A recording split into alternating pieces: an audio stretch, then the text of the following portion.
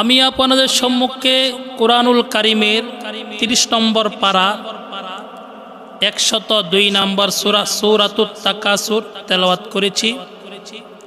এই সূরাটা মক্কাতুল মুকাররমায় অবতীর্ণ হয়েছে। এই সূরার মধ্যে 8টি আয়াত আছে, একটি রুকু আছে। এই সূরাটা আল্লাহ পাক রব্বুল আলামিন কেন নাজিল করলেন? বিশ্বনবী রহমাতাল লিল আলামিনের জামানার মধ্যে কুরাইশ বংশের কিছু লোক কাজ কাম না থাকলে বসে এরা বংশের গর্ব করত। এদের অর্থ সম্পদ টাকা পয়সার প্রতিযোগিতা নিয়ে কথাবার্তা কাটাকাটি করত। কুরাইশ বংশের দুইটা শাখা, দুইটা গোত্র, বনু আব্দে মানাফ এবং বনু সাহাম। এই দুই গোত্রের লোকেরা তর্ক বিতর্ক জড়িত হয়ে গেল।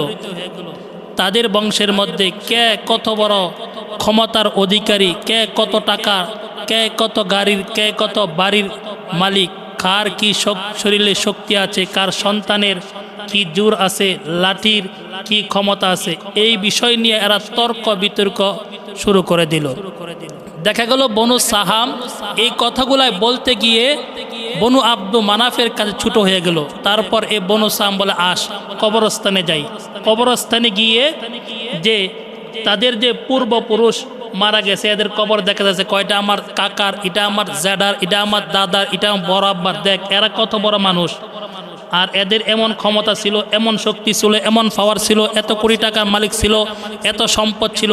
এই বিষয় নিয়ে এরা তর্ক বিতর্ক করত। এইগুলো বিষয় নিয়ে তারা প্রতিযোগিতা করত।